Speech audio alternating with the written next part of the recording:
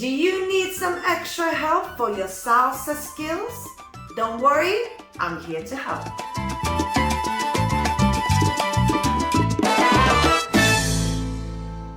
Hello everybody, welcome to my channel. Rasa the dancer is here and we're talking salsa and how to improve our skill.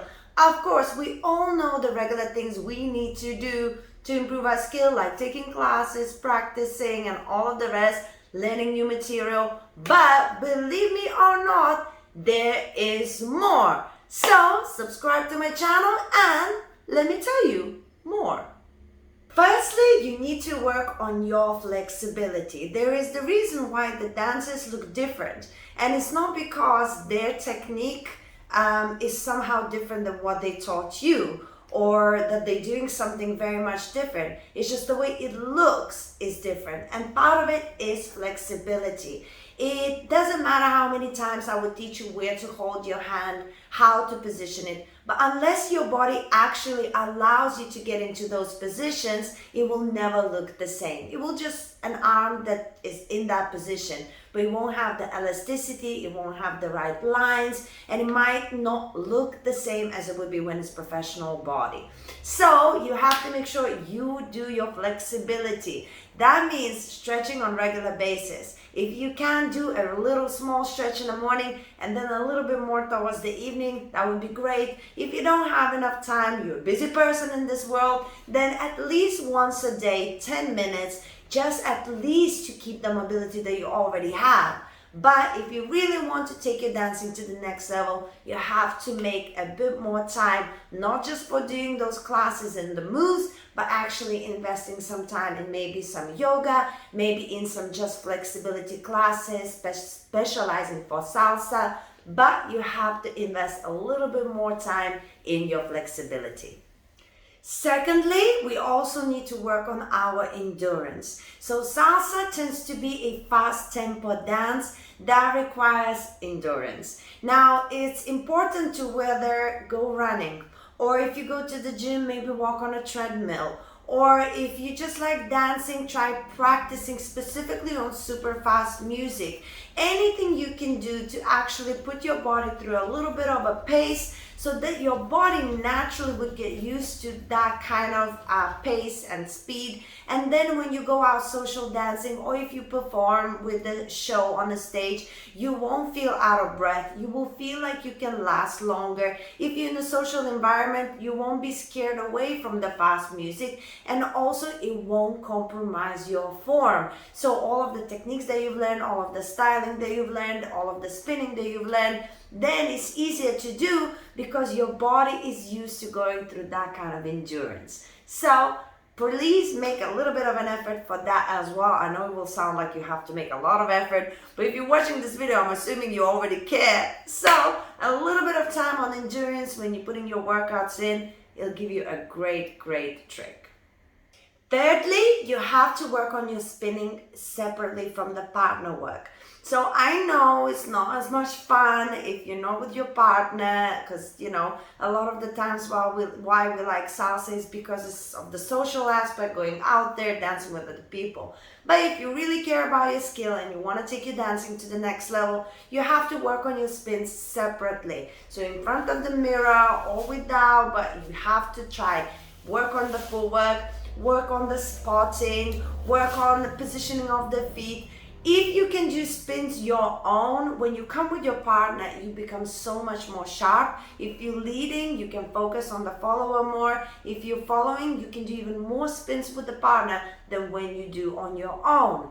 If you need spinning videos, I have them here on my channel. They're doing really well, they're good technique, so I'll make sure to link them as well. But please, on your own, spinning, tuk, tuk, tuk, and you'll feel much better with a partner.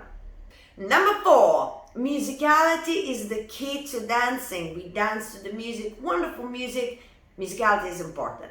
So you also have to try and memorize music. Enough of excuses saying, oh, how do I know this song? How do I know? Memorize it.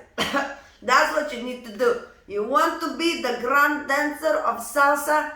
Learn the music. You cannot learn all of the songs of the world, but I'm telling you, if you start with 10, suddenly it will feel like you know 20. Salsa music is quite predictive in the majority of the scene, so if you really memorize few songs, it's like you memorize few more, and your ear will be trained so you will start recognizing music and little things that are predictable in the music without making a lot of an effort. So you sit, you play a song, and the music goes turum pa pa pa. You pause it and you go with your mouth turum pa pa pa, and then you go with your arms turum pa pa pa, and then you go with your head turum pa pa pa, then with your chest turum pa pa pa. This is how we do musicality. You hear it, you verbalize it, you adapt it. If you don't do that, you have to be such a supernatural musical person so that you just hear it and immediately you can respond to it. But if you're not that person, memorize some music. Yes, it will take a little bit of your time, but it will make a huge difference. And finally, find a like-minded people that keep you encouraged. Sometimes when we do all these practices like flexibility, endurance, musicality, and all of the rest, spinning on you have to be motivated to do all of that. You might want to be better at salsa, but if you have a normal job, if you have things to take care of, maybe you have kids, a wife, a husband, who knows, right? You can't always stay motivated. You're tired sometimes, you're running out of time. You have to be in a particular mood to practice salsa. So you have to have like-minded people around you that could keep you encouraged and motivated. If you have a friend who will send you a video and be like, look at this dance, isn't this amazing? You will look at it and be like, I need to practice. Or if you have a friend that would be like, you know what, I'm going out dancing, do you want to join me? And you will be very tired, but somebody texted you, you're like, all right, I'll just go, right? Because if you're on your own, unless you choose this path, because you deeply, truly love it, like I did, and I made my life out of it, is different. But otherwise, it's really hard to keep motivated when you have other things in life that you want to do.